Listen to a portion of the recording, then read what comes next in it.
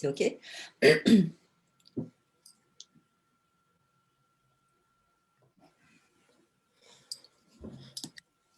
Bonsoir à tous, nous sommes ravis de vous retrouver aujourd'hui pour notre Facebook Live des rendez-vous BGDS dédiés à l'omnipratique. Je vous rappelle que ces rendez-vous BGDS ont pour objectif de vous apporter des conseils pour optimiser votre pratique au quotidien. En cette période inédite, nous avons voulu créer un rituel mensuel pour accompagner les praticiens, mais également les équipes, assistants dentaires et secrétaires. Comme à chaque Facebook Live, vous le savez, nous débuterons avec un point sur l'actualité du milieu dentaire, puis nous aborderons notre thème du jour orienté sur l'installation cette fois-ci et terminerons par une séance de questions-réponses. Aujourd'hui, nous avons le plaisir de recevoir Madame Sophie Belloir, formatrice et consultante au sein de la BINAS Global Dental School, pour nous parler des 5 étapes clés pour réussir son installation. Bonsoir Sophie. Bonsoir Lionel et bonsoir à toutes et à tous. Je suis ravie de vous retrouver pour cette 4e édition là, des rendez-vous BGDS, un 4e déjà. Alors, avant de démarrer, on va juste préciser encore quelque chose. Si vous pouvez poser toutes vos questions en commentaire. Nous tâcherons d'y répondre un maximum d'entre elles à la fin du Facebook Live. Et si jamais vous avez d'autres questions, n'hésitez pas aussi à nous les poser en message privé. Nos équipes se feront un plaisir d'y répondre a posteriori.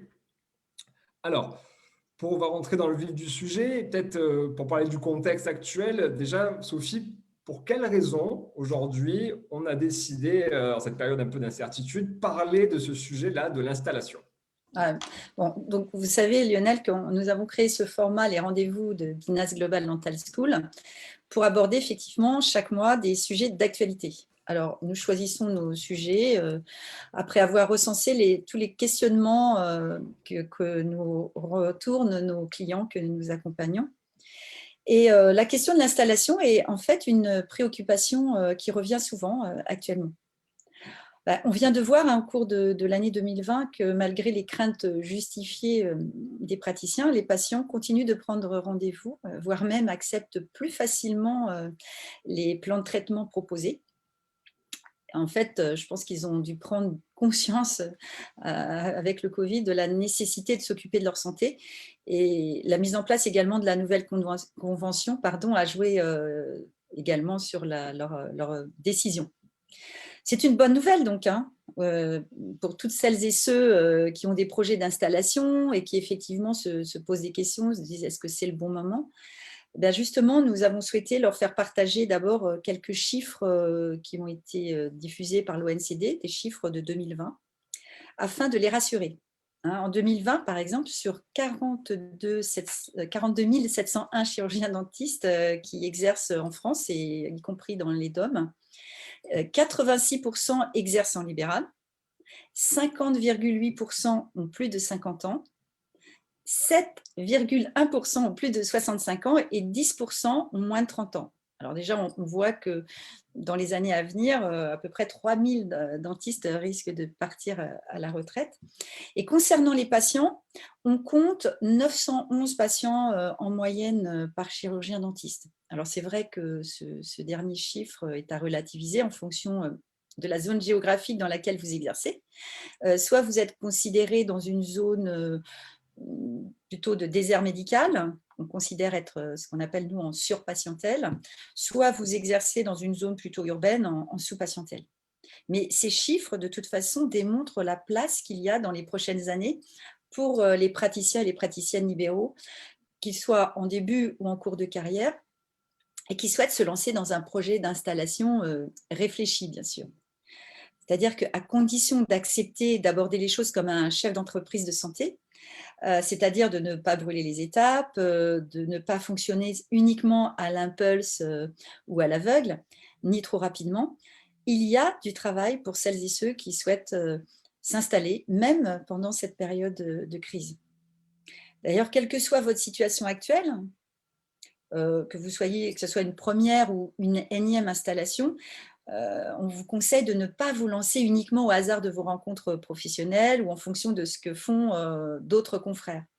Vos décisions doivent s'appuyer sur une vraie stratégie, tenant compte bien évidemment de vos choix personnels, de vos choix de vie, et également d'éléments chiffrés. C'est vrai, Lionel, qu'avant, on s'installait pour la vie. Hein. Parfois, ça arrivait de transférer son cabinet suite à un désaccord entre associés. Aujourd'hui, on peut envisager sa carrière par étapes, comme le font d'ailleurs la plupart des chefs d'entreprise. Donc, il y a 2 possibilités qui s'offrent à vous. Soit vous rachetez un cabinet ou pourquoi pas vous agrandissez le vôtre, soit vous créez un cabinet de toutes pièces. Et nous avons souhaité donc vous exposer de façon synthétique les 5 étapes essentielles pour réussir votre installation. Alors, premièrement, il faut définir votre projet. Deuxièmement, évaluer vos moyens, les budgets prévisionnels, vos besoins, pardon. Troisièmement, choisir le bon emplacement, le bon montage, la bonne structure juridique. Quatrièmement, définir les plans, mais en rapport avec votre organisation clinique, mais aussi non clinique, et non pas l'inverse. Et cinquièmement, communiquer auprès des patients et des différents partenaires avant votre emménagement. Merci beaucoup, Sophie, pour cette introduction, du moins cette note positive pour les jeunes qui démarrent leur carrière en cette période un peu inédite. Moi, ce que je te propose, c'est qu'on rentre directement dans la première étape de définir son projet. Comment on doit l'imaginer, comment on doit la penser, comment ça marche? Alors, c'est vrai que ça fait toujours un peu peur. Beaucoup de praticiens nous disent bon, je démarre dans ma carrière, avoir un projet, c'est un petit peu compliqué. Hein. On est plutôt, quand on démarre, préoccupé par tout l'aspect clinique, avoir de l'expérience, voilà, faire des soins de qualité. Mais si on veut s'installer, d'ailleurs ça soit notre première installation ou plus tard, hein, il faut se poser un certain nombre de bonnes questions. Bon, par exemple, est-ce que je souhaite travailler seule ou à plusieurs? Mais pourquoi faire? Quel type d'exercice je souhaite développer en termes de type de traitement? Et d'ici combien de temps? À quel type de patientèle je veux m'adresser? Quels résultats concrets je souhaite atteindre? Combien de temps de présence au cabinet suis-je prêt à consacrer à mon activité? Une autre question très importante, quelle rémunération, impôt sur le revenu compris, j'ai besoin de dégager par an? Quelles compétences cliniques ou non cliniques j'ai besoin d'acquérir? Toutes ces questions sont essentielles à poser sur le papier.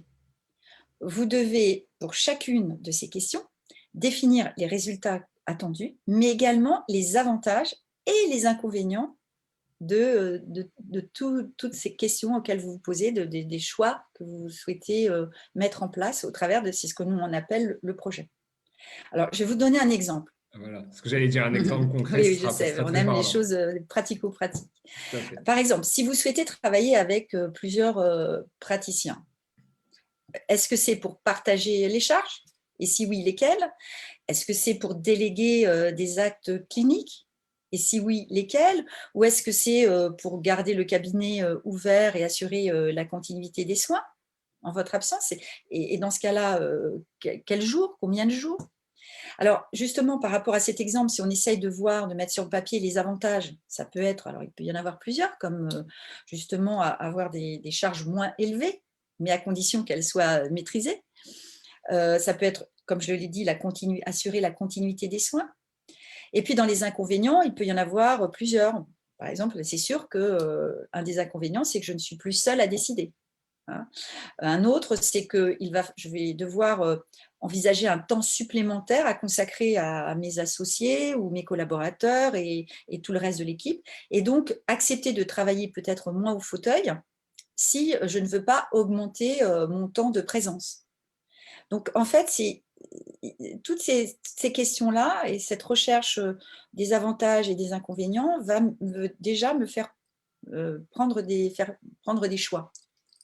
Tout à fait, Sophie. Et je pense qu'il est important aussi de préciser que la liste là, de questions est non exhaustive, c'est-à-dire qu'il y en Bien a plein sûr. des questions et qu'il n'y a pas surtout de bonnes ni de mauvaises réponses. En fait, c'est vraiment des choix qui sont propres à chacun.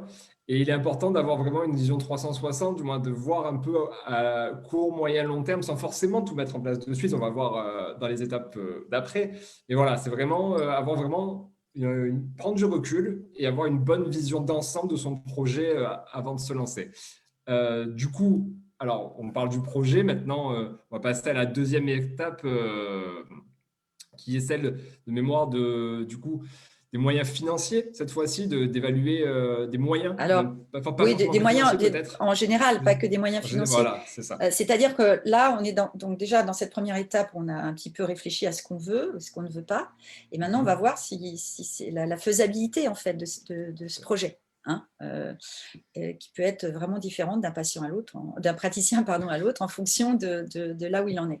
Alors, une fois donc ce projet mis sur le papier, vous allez pouvoir évaluer les moyens dont vous avez besoin pour réaliser donc ce projet, c'est-à-dire les moyens financiers, on vient de le dire, mais les moyens en termes de matériel, en termes de ressources humaines. Quand je dis ressources humaines, hein, ce n'est pas simplement les assistantes, les secrétaires, les aides dentaires, c'est effectivement en termes aussi de personnel soignant. Est-ce que je m'associe? Est-ce que je prends des collaborateurs? Est-ce qu'ils vont être salariés, pas salariés? Le temps aussi que je suis prêt à consacrer à tout ça. Et donc, on va recenser toutes les ressources nécessaires pour mettre en route son projet. Et ainsi, on aura des éléments vraiment factuels pour décider si on doit passer par des étapes intermédiaires. Hein. On peut avoir un projet, alors il ne faut pas abandonner, ce n'est pas noir ou blanc, ah tiens, je ne peux pas réaliser mon projet, donc je ne fais rien. Non, il peut y avoir des étapes intermédiaires pour y parvenir. Et c'est cette étape-là qui va être importante, mais bien évidemment, il va falloir se faire aider par des professionnels pour évaluer le plus précisément possible l'enveloppe nécessaire et la faisabilité de ce projet. D'accord, très bien Sophie. Donc vraiment, donc si je résume un petit peu ton discours, c'est voilà, vraiment regarder vraiment l'ensemble des moyens dont le praticien a besoin par rapport à son projet. Donc c'est vraiment l'étape d'après. Et voilà, j'aimais bien la phrase où tu disais aussi les moyens humains. Il ne faut pas se limiter que au cabinet dentaire, mais également aux prestataires, on va dire, qu'on a autour. Parce qu'un cabinet dentaire, il y a un expert comptable, il peut avoir, moi c'est vraiment toute une équipe. Oui, bon, les fournisseurs peuvent vous Des aider fournisseurs. à évaluer. Bon, il y a des Un architecte si on a architectes besoin de faire aussi des qui peuvent vous plans. donner un petit peu les coûts au mètre carré d'une installation. Enfin, il y a plein de choses. Mais surtout, il ne faut pas juste réfléchir à que la partie clinique, le nombre de salles avec lesquelles je veux travailler, est-ce que je vais travailler sur 2 salles de soins, sur 2 fauteuils, le type de matériel. C'est vrai qu'en tant que dentiste, on est plutôt axé là-dessus, hein, sur l'endroit où on passe le plus de temps, le côté clinique, mais il y a vraiment plein d'autres choses sur lesquelles il faut réfléchir. Les espaces aussi, pas que cliniques, mais non cliniques, et tout ça, voilà, c'est arriver à l'évaluer et pour voir si je dois le faire par étapes et connaître la faisabilité du cabinet, quoi. Ça rejoint un peu, du moins, ça amène sur le sujet suivant, parce que là, on parlait de la structure en elle-même avec le personnel, le cabinet. Et aussi, on va passer à l'étape suivante, où on parle de l'emplacement, du bon montage, de Ah la oui, bonne structure juridique. Tu peux voilà, nous une en fois dire plus sur… qu'on a un Ouais. petit peu, on sait le type de traitement qu'on veut développer, le type de patientèle qui va être intéressée ou pas par ça, enfin, à qui on s'adresse. Ouais, il va falloir effectivement vérifier, trouver le bon emplacement. Alors, quand je dis le bon emplacement, c'est déjà même géographiquement, avant de dire dans quel quartier, etc. Hein. Et ça, pour nous, une étude de marché est conseillée, même si ce n'est pas quelque chose de très, très poussé, mais ça va vous permettre de bien choisir entre votre choix de vie personnelle, parce que souvent on a envie pour des raisons personnelles d'habiter dans telle et telle région, plutôt en zone urbaine ou pas, et il va falloir aussi en fonction des zones géographiques qui correspondent aussi à vos moyens financiers, hein, parce que si vous décidez d'acheter un terrain, etc., ça compte. Et aussi les zones géographiques où il y a une demande et du travail assuré, ça peut aussi être intéressant, c'est-à-dire aussi où il manque des cabinets qui proposent le type, par exemple, de traitement ou de dentisterie que vous souhaitez développer. Et parfois, d'ailleurs, il ne faut pas rester sur des a priori. Hein. On a beaucoup de nos clients qui disent « Ah non, je n'ai pas envie d'aller dans cette région, c'est isolé, etc. » Des fois, en se rendant sur place, en visitant des régions, des villes, des endroits, vous pouvez du coup changer d'avis aussi, et puis ça va vous permettre de prendre les bonnes décisions et de vous rendre compte que de vraiment mesurer entre les avantages et les inconvénients. Et puis, il va falloir bien évidemment à un moment décider. Après, il y a effectivement il y a l'emplacement, mais il y a aussi après de réfléchir à quel est le bon montage. Alors, ce que j'appelle montage, c'est-à-dire en fonction de vos moyens, parfois, il est peut-être judicieux de racheter un cabinet ou de peut-être d'agrandir le vôtre quand c'est possible, ou plutôt de créer de toutes pièces un cabinet, votre cabinet idéal. Chaque cas a ses avantages et ses inconvénients. À vous de les noter, de les mesurer, de les analyser. Certains, selon leur tempérament, vous préférez la prudence et procéder par étapes, d'autres l'inverse. Ça peut être aussi, même si vous souhaitez créer un cabinet, une fois que vous avez déterminé la surface idéale, vous n'êtes pas forcément obligé de procéder à l'installation complète du cabinet, vous pouvez y aller par étapes. Donc ça, c'est ce que j'appelle un peu décider du bon montage, c'est-à-dire que même si vous rachetez un cabinet, quand même, ce cabinet, il doit comporter, j'allais dire, la surface qu'il vous faut. Enfin, voilà, c'est vraiment toute cette réflexion. Ensuite, on a parlé de choisir la structure juridique. Pour ça, il est vraiment capital d'être bien conseillé par un spécialiste, mais qui saura vous exposer les avantages et les inconvénients de chaque possibilité, en fonction bien évidemment de votre foyer fiscal, qui peut être amené à évoluer, n'oubliez pas, dans les années futures. Et sur ce sujet, il y a vraiment 3 choses à retenir, c'est-à-dire, d'abord, la première, c'est qu'aucune structure juridique ne possède que des avantages.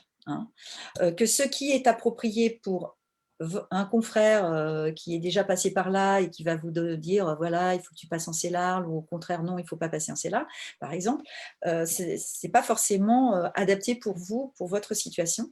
Et le troisième conseil, c'est de ne rien décider sans avoir complètement compris à quoi vous vous engagez. Donc les spécialistes, j'ai envie de dire, donc comptable, juriste, etc. D'abord, essayer qu'ils soient vraiment spécialisés au dentaire, qu'ils connaissent bien, en tous les cas, la situation, les spécificités dentaires, et qu'ils s'adaptent à vous, à votre langage, et qu'en tous les cas, tant que vous n'avez pas compris ce qu'ils vous racontent et quels sont les soi-disant, ceux qui vous disent qu'il n'y a que des avantages, bon, là, il y a quelque chose qui ne va pas, avant de vous engager dans quoi que ce soit, puisque souvent, en fonction du montage juridique, souvent, on ne peut pas revenir en arrière.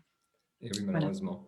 Merci beaucoup, Sophie, pour ces précisions qui étaient très claires. Du coup, je te propose qu'on passe directement à l'étape, la quatrième étape, donc Là, alors, la l'avant-dernière. quatrième étape, on va imaginer donc qu'on est prêt, donc ça y est, à faire les plans, on s'est décidé, soit on rachète un cabinet, soit on crée de toutes pièces. Et là, on passe au plan. Alors, c'est vrai que faire les plans, c'est toujours un moment très, très sympathique, on se projette vraiment. Mais des grandes choses à retenir, c'est que c'est très important de réfléchir, avant de faire les plans, à l'organisation clinique et non clinique qui va vous permettre justement de réaliser votre projet.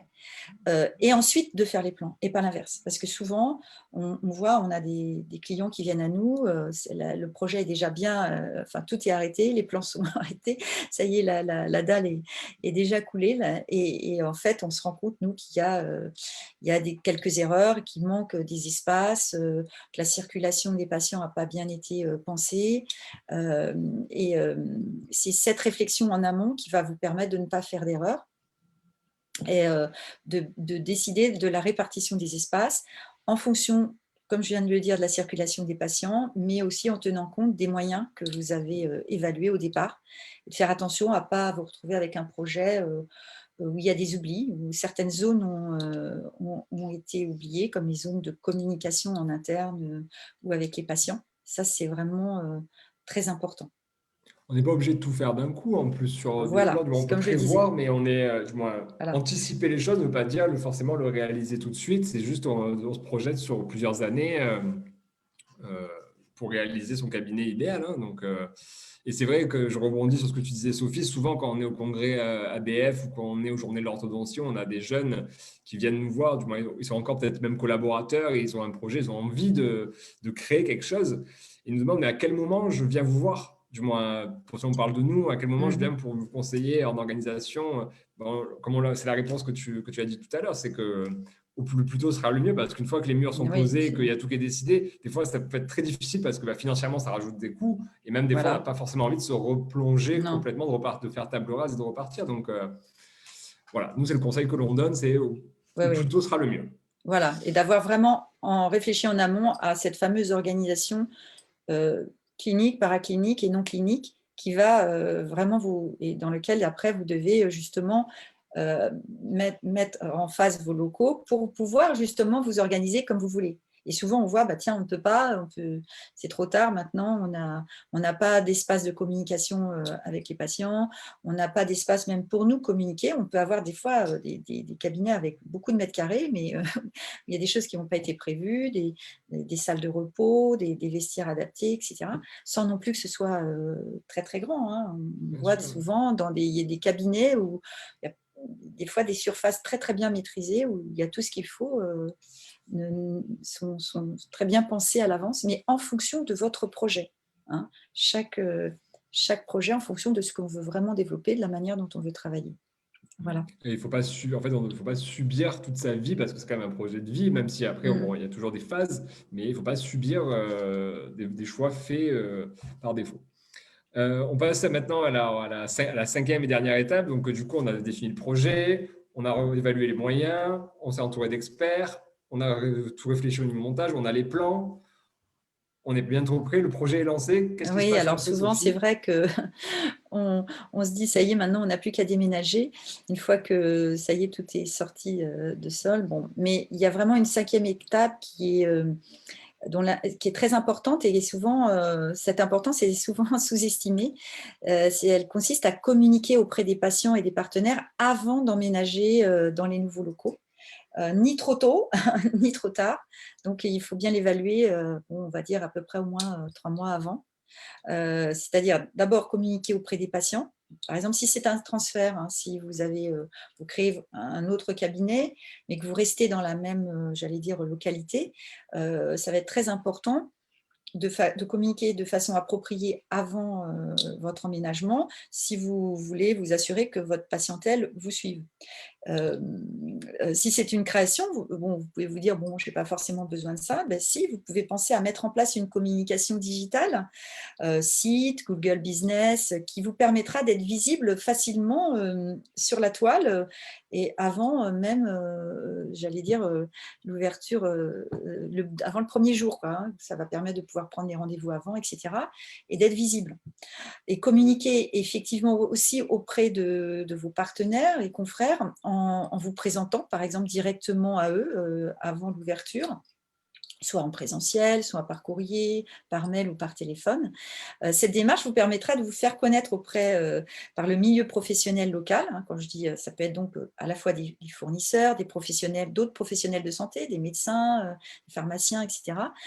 La mairie ou les mairies, selon si vous êtes dans une zone semi-urbaine ou une zone rurale, ça peut être intéressant. Et aussi auprès des autres confrères spécialistes, si vous restez donc dans une pratique omnipratique de base, ça peut être bien aussi d'aller rencontrer les orthodontistes, les implantos, etc. Et ainsi de vous faire connaître. Et inversement, si on est spécialiste, ça vaut le coup aussi peut-être de Bien s'annoncer sûr, auprès des aussi, omnipraticiens, bien évidemment, hein, qui sont les correspondants dans ces cas. bien sûr. Bah, pour conclure sur ces 5 étapes, Lionel, pour conclure, pardon, je voulais dire que ces 5 étapes, elles ne sont pas exhaustives, hein, comme tu l'as dit tout à l'heure. Bien sûr, on n'a pas parlé de recrutement, etc., mais au moins ces 5 étapes-là, elles vous garantissent une certaine cohérence et elles vont vous permettre d'éviter des erreurs majeures. Mais ce que je veux que vous reteniez bien, c'est qu'effectivement, comme tu l'as dit, cela nécessite d'être très bien entouré par des spécialistes aguerris au dentaire. Donc, je pense aux installateurs, aux architectes, juristes, comptables, consultants en organisation et en communication. C'est vraiment important. Et puis, de rester quand même dans votre budget de base, quitte après à vous dire dans 2, 3 ans, pourquoi pas, voilà, mais vraiment de rester là. Parce que c'est vrai que ce sont des projets toujours intéressants, on a envie, on s'y voit, et à un moment donné, on peut se laisser un petit peu influencer par justement les installateurs, les architectes, etc. Mais en même temps, penser que bon, il va falloir après assumer tout ça. et que vous avez quand même le temps devant vous pour améliorer, au moins de créer quelque chose, une base et de vous donner plusieurs années pour réaliser ce projet. En tous les cas, j'espère que ces conseils vont aider nos auditeurs à prendre leurs décisions de façon factuelle, grâce à des éléments chiffrés, ça c'est vraiment important, C'est important, oui. et comme ça amorcer de manière plus sereine vos projets d'installation. En plus, avec le temps de préparation, des fois, on peut avoir la sensation que c'est du temps perdu. Du moins, c'est long, moi, ça peut être fastidieux, on n'est pas dans le concret et du coup, c'est compliqué. Donc, mais vraiment, moi, par expérience, c'est vraiment un temps hautement investi et surtout que derrière, ça vous en fera gagner, forcément. Du moins, il y Alors, aura un impact. et puis c'est sûr, on peut se dire, mais c'est vraiment un temps, puis en même temps, moi je trouve que c'est toujours passionnant quoi, d'élaborer son projet, de l'imaginer, de se confronter à la réalité, de trouver d'autres solutions. Parce que c'est vrai que des fois, même quand on cherche un emplacement, il faut quand même se programmer à ce que les choses ne vont pas forcément se faire du premier coup, hein, même dans les C'est ça. recherches, hein, que ce soit de locaux, de terrains, etc. C'est un long chemin, mais moi je dis souvent à mes clients qu'on accompagne là-dessus, si ça ne se fait pas, c'est qu'il doit y avoir quelque chose de mieux un peu plus loin pour vous, mais en tous les cas, il faut se donner ce temps-là, et c'est d'ailleurs gage de vraiment justement avoir une installation réussie. Ça en fait partie de prendre ce temps-là. Tout ce qu'on vient de dire jusqu'à présent. Très bien, Sophie. Ben, merci beaucoup. Donc, ce quatrième rendez-vous BGDS de la Binance Global Dental School, pardon, dédié à l'omnipratique touche à sa fin. Donc, on va juste répéter rapidement les 5 étapes qu'on vient de vous présenter dans le détail, du coup. Donc, 1, définir son projet. 2, évaluer ses moyens.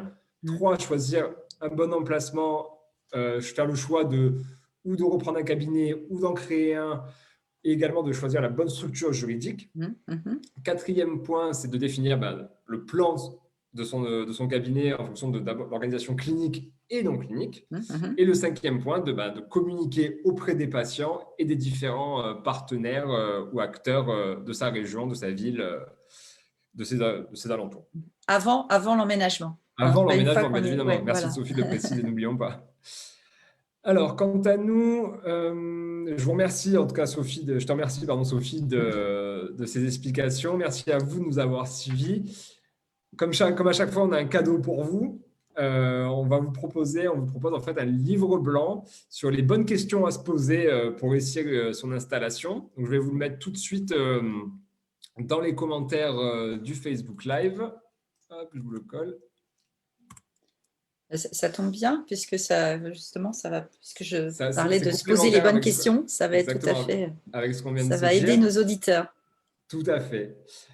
Sachez également qu'un replay de ce Facebook Live ainsi que le livre blanc seront disponibles sur notre page Facebook, voilà, Binance Global Dental School, ainsi que sur notre site internet dès demain. Pour celles et ceux qui ont des projets d'installation, je vous fais un petit teasing rapide. En fait, on sait qu'il y a de la demande et nous travaillons ardemment à mettre en place des formations pour vous aider justement à réaliser vos projets. Alors, soyez vraiment à l'affût parce qu'il y a des communications qui vont bientôt sortir sur les réseaux sociaux, mais également sur notre site internet bgds.fr. Donc, soyez vraiment attentifs.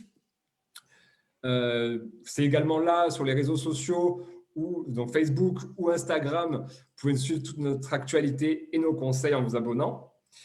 Alors, il y a aussi un autre volet, c'est-à-dire que les personnes qui nous écoutent, qui ont déjà un projet bien défini, qui sont même déjà peut-être dans des étapes que l'on vient d'énoncer ensemble, n'hésitez pas à prendre contact avec nous pour qu'on puisse vous aider. Si vous souhaitez discuter de votre projet, vous avez des questions, vous avez besoin d'être rassuré aussi.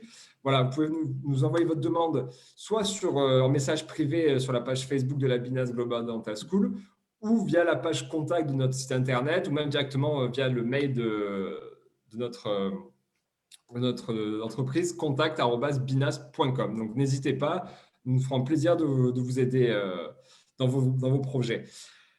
Voilà, pour nous, c'est terminé ce soir. Donc, je vous souhaite à tous et à tous une très bonne soirée. Merci encore Sophie pour tes conseils. Merci à vous pour votre présence. Avec plaisir.